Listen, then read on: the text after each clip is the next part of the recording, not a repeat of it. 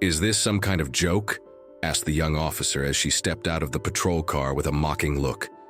James Harris, 82 years old, remained still on his motorcycle, hands steady on the handlebars, his calm eyes fixed on the horizon.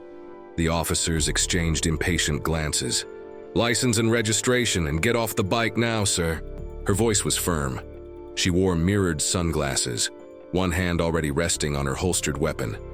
What they didn't know was that, in just a few minutes, 50 soldiers led by a captain would arrive in Humvees, looking for whoever had dared to stop James Harris. James Harris has been waking up at 5 in the morning every day for the past 40 years. Discipline still runs through his veins. His small farm sits about 10 miles outside of town. Yesterday, his 1978 John Deere tractor broke down, apart from the hydraulic system. Harris knows exactly which part it is. 42 years of fixing machines teaches a man to recognize every bolt, every gear. In the old rusty garage, Harris keeps a 1970 Harley-Davidson shovelhead. The engine roars like thunder.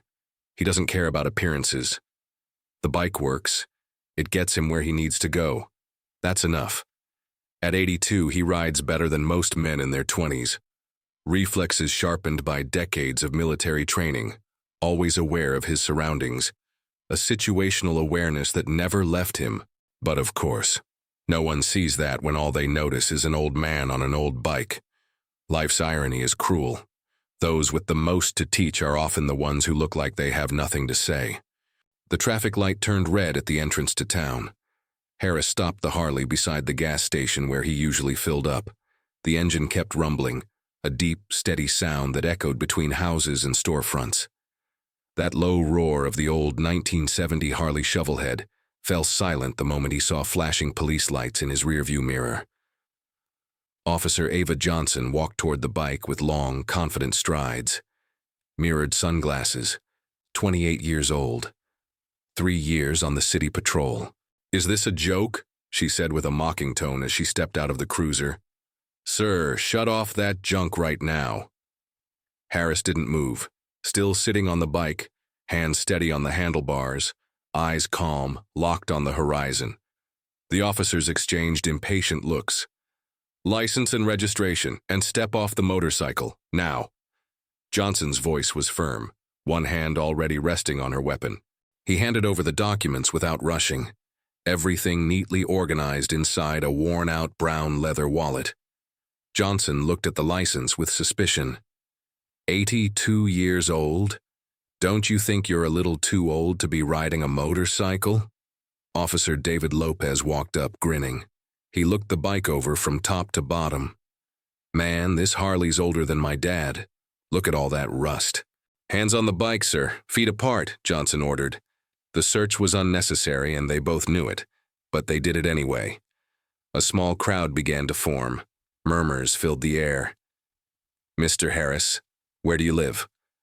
"On a farm nearby, right off Highway 340. "Alone?" "Alone." Johnson exchanged a glance with Lopez. It said, "Another confused old man. Do you have family? Anyone who takes care of you?" "I've been taking care of myself for 82 years.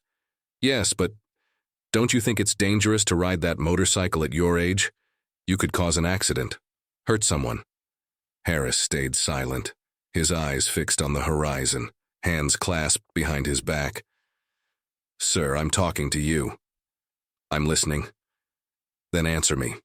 Don't you think it's irresponsible to ride an old bike like that at your age?" Lopez leaned in and whispered to Johnson, "I think he might be a little deaf too. Look at him, just standing there, barely responding." Johnson raised her voice. "Mr. Harris, can you hear me? Do you understand what I'm saying?" The crowd grew. So did the voices. Poor old man. Don't these cops have better things to do? He does look kinda confused. Somebody should call his family. The world split, as it always does, between compassion and judgment, especially when we don't know someone's story. Harris remained silent. He closed his eyes for a few seconds, took a deep breath. He had faced far worse situations than this, in places far more dangerous, with consequences far more serious. But that was over 50 years ago. Now he was just another old man, being humiliated in public. Across the street at the gas station, the owner Marcus stopped wiping down the fuel pump. A Gulf War veteran, 58 years old, he recognized James Harris immediately. Harris had been filling up at that station for 15 years, always polite, always on time with his payments, always with a kind word for Marcus. Marcus saw the humiliation unfolding and felt his blood boil. He grabbed the phone and dialed the nearby military base at Fort Carson. "Hello, this is Marcus Williams. I need to speak with an officer on duty, and it's urgent." Back across the street, things were getting worse. Officer Johnson was now raising her voice, clearly irritated by Harris's silence. "Sir, you're going to have to come with us to the station." Harris finally spoke, his voice calm and low. "And what for?" "For inappropriate behavior and failure to properly respond to a law enforcement officer." She paused, then added, "Also, you need a medical evaluation before even thinking about riding that motorcycle again." Harris looked at her with the same patience he'd once used to train hundreds of young soldiers. The same kind of patience he'd shown 18-year-old recruits who arrived at boot camp thinking they already knew everything about life. "Ava, let me try," said Lopez. "Mr. Harris, you understand our concern, right? A man your age, riding a bike like that, it could be dangerous." "For who?" "For you, for other drivers. I've been riding for 65 years, I've never caused an accident." "Yeah, but now it's different. Slower reflexes, impaired vision." Harris could have explained that his reflexes were tested 6 months ago during his annual medical check, that he exercises every day, that his coordination is better than most younger men's. He could have said all that, but he didn't need to prove anything to anyone. On the phone with the base, Marcus explained the situation. "We've got a fellow veteran being disrespected by local police, James Harris, 82 years old. I've known him for 15 years. He's an honest man being humiliated in public just for riding his bike." The officer on the other end of the line suddenly changed his tone. "Did you say James Harris? Hold on a second." A moment later, "Mr. Williams, keep your eyes on the situation. We're sending a unit right now. Do not let them do anything to Colonel Harris until we arrive." "Colonel, I can't give you details over the phone, but we'll be there in 15 minutes. The call ended.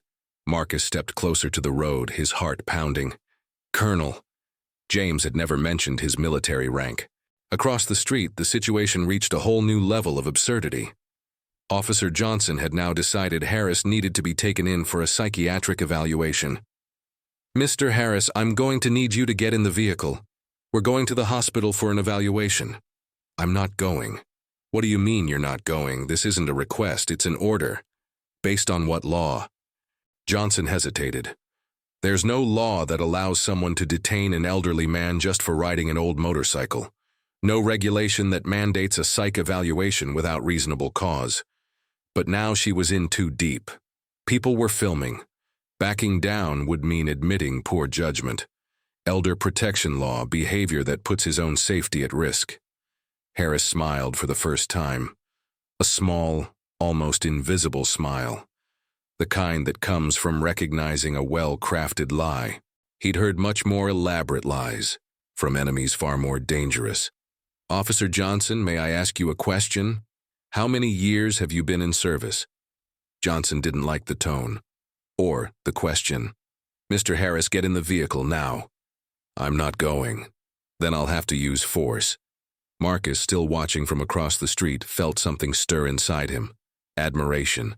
Whoever James Harris really was, the man had unbelievable courage. The crowd felt the tension rise. They knew something important was about to happen, and they were right. Far down the road, several vehicles began approaching fast. James Harris had no idea, but help was on the way. The sound came first, a deep roar of engines. 12 Humvees speeding around the bend, kicking up dust as they approached. The vehicles came to a halt in a semicircle around the scene. 50 soldiers stepped out of the Humvees. From the lead vehicle, an Army officer emerged. Captain George Farrell, 55 years old, 22 years of active service. He walked straight toward James Harris, completely ignoring the local officers. He stopped 3 meters away and snapped a salute. "Colonel Harris." The word colonel hit the air like a grenade. Johnson and Lopez exchanged panicked glances.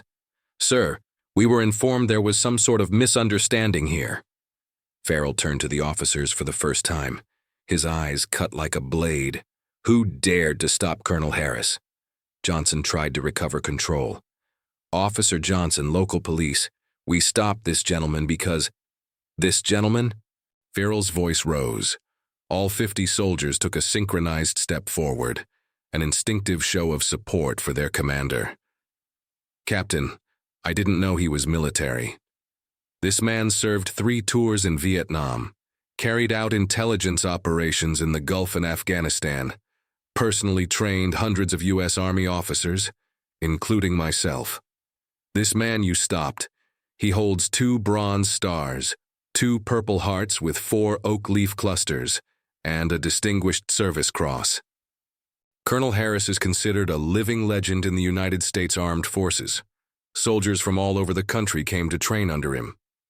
Farrell turned back to Johnson. "Officer, you disrespected a decorated war hero who gave 60 years of his life in service to your country." Lopez tried to step in. "We were just doing our job. Your job is to protect and serve, not to humiliate an old man in public." The shift in the crowd was immediate. Cell phones were still recording, but now with reverence, not ridicule. The comments had completely changed. "Poor guy. That was awful. That officer really crossed the line." Johnson stepped closer to Harris. "Sir, Colonel Harris, I'm sorry, I didn't know. Officer Johnson, may I offer you some advice?" "Yes, sir. Never judge someone by their appearance. You have no idea what battles they fought, what scars they carry inside." The lesson echoed, not just for Johnson, but for everyone watching and filming. Farrell approached. "Colonel, is there anything you need? An escort? Transportation?" "No, Captain, but thank you for coming." "Sir, we'll always be here. Always." Harris walked back to his Harley, started the engine. The 50 soldiers stood in formation, creating a corridor of honor as he rode away. 1 hour later, at the local police station, Sheriff Smith, 52 years old, 15 years in office, receives a call from the military base. "Sheriff Smith, Captain Farrell, Fort Carson. We need to talk about the incident this morning." "Captain, I'm already aware. I've spoken with Officers Johnson and Lopez. And what will be the procedure?" Smith hesitated. He'd known Ava Johnson for 5 years. A good officer. Dedicated. "Captain, may I be frank?" "Please." "My officers made a mistake in judgment. Not a crime. Sheriff, let me be clear. Colonel Harris doesn't want revenge. He's not suing anyone. He doesn't want to ruin anyone's career. But we, as a military institution, cannot accept our veterans being treated this way." Smith understood the message. Political weight, institutional pressure, consequences that went far beyond a local precinct. "What do you suggest?" "A training program, developed in partnership with us. Your officers will visit our base to understand what it truly means to serve this country." "It'll be done, Captain." 1 week later, at the municipal precinct, Sheriff Smith gathered all the officers for an emergency meeting. "Everyone, starting today, we're implementing a new protocol for field encounters, and all of you will be attending training at the military base." Ava Johnson stood up, nervous. "Colleagues, last week I made a serious mistake. I disrespected a man who deserves our deepest admiration. But I learned something more important than procedures and regulations. I learned about human dignity." She looked around at her fellow officers. "Every person we stop on the street carries a story. This is about treating everyone, especially the elderly, with basic respect. Asking before assuming, listening before judging." Days later, Officer Ava Johnson drove down Highway 340, heart pounding. The property was simple but well kept. A white-painted wooden house, a porch with rocking chairs, a garden full of colorful flowers, a John Deere tractor parked next to the barn. Harris was underneath the tractor, in a grease-stained coverall, working on the hydraulic system. His Harley rested in the shade of a large tree, Johnson pulled up in the patrol car, took a deep breath, walked over to where Harris was working. "Colonel Harris?" Harris slid out from under the tractor, wiped his hands on an old rag. "Officer Johnson, can I help you?" "Sir, I came to talk, if that's all right with you. Want some coffee? Just made a fresh pot." Inside the modest kitchen, Harris poured coffee into 2 blue ceramic mugs. He sat at an old wooden table and motioned for Johnson to sit across from him. "Officer, may I ask you a few questions?" "Of course. Why did you become a police officer?" Johnson wasn't expecting that. "I wanted to help people, make a difference in the community." "How many accidents caused by elderly drivers have you responded to?" "Very few, actually. Most of the accidents I see are caused by younger drivers. Drunk, speeding, texting." Harris gave a gentle smile. "Then why did you assume I was the problem?" Johnson couldn't answer. The truth was too obvious, and too painful. Harris stood and walked to the window. He watched his cows grazing in the pasture. Respect isn't earned just by a uniform or a rank. It's earned by how you treat others, no matter their age. She looked out the window at the motorcycle. She realized Harris had been riding that bike longer than she'd been alive. That 1970 Harley Davidson still made noise, still looked old and rusty, but it still worked. It still got Harris where he needed to go. That motorcycle still had roads to travel. So did Colonel Harris. So do all of us. If you enjoyed this story, click the like button and subscribe to the channel so you don't miss the next.